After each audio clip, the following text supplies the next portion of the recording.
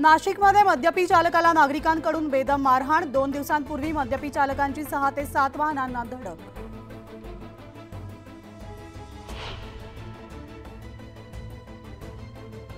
छत्रपती संभाजीनगर जळगाव मार्गावर दूध उत्पादक शेतकऱ्यांसाठी काँग्रेसचं आंदोलन, तर दुधाला सरसकट 40 रुपयांचा भाव देण्याची मागणी।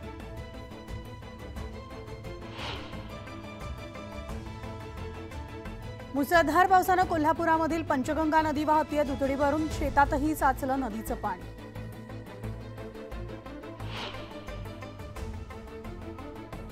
रत्नागिरीमध्ये 3 ठिकाणी दरड कोसळली। 15 गावांचा संपर्क तुटला। जनजीवन विस्कळीत, तर दरड हटवण्यासाठी लागणार 4 दिवस।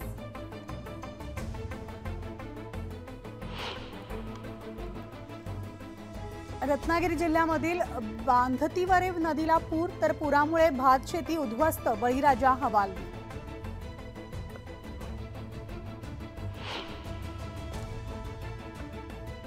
सिंधुदुर्ग जिल्ह्यामधील 12 लहान धरणं ओव्हरफ्लो। सगळे धरणं 100% भरल्यामुळे पाणी टंचाईची चिंता मिटली।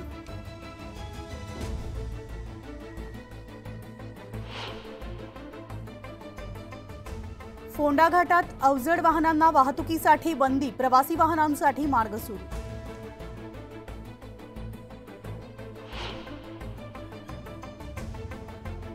बीड जिल्ह्यात पावसाचं पुन्हा आगमन। पिकांना जीवनदान दिल्यानं बळीराजा सुखावला।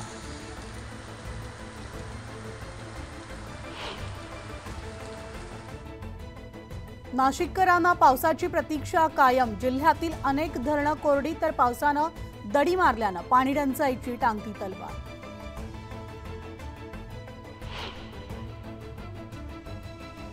नाशिकात पावसाची दडी। भाजीपाल्यांना पाणी नसल्यानं भाव गगनाला भिडले। मेथी टोमॅटोचे दर 60 रुपयांवर, तर कोथिंबीरची जुडी 100 रुपयांवर।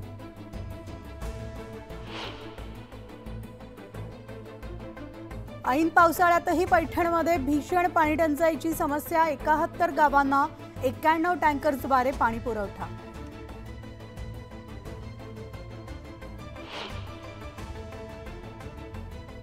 नाशिकात डेंग्यूचं थैमान। 8 दिवसात नाशिकमध्ये डेंग्यूचे 69 रुग्ण आढळले।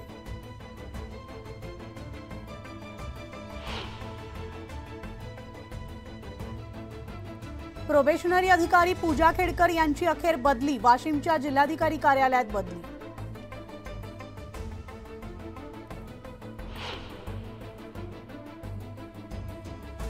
येवल्यात तरुणाला बेदम मारहाण। 15 दिवसांनी कारवाई न झाल्यामुळे मातंग समाज आक्रमक।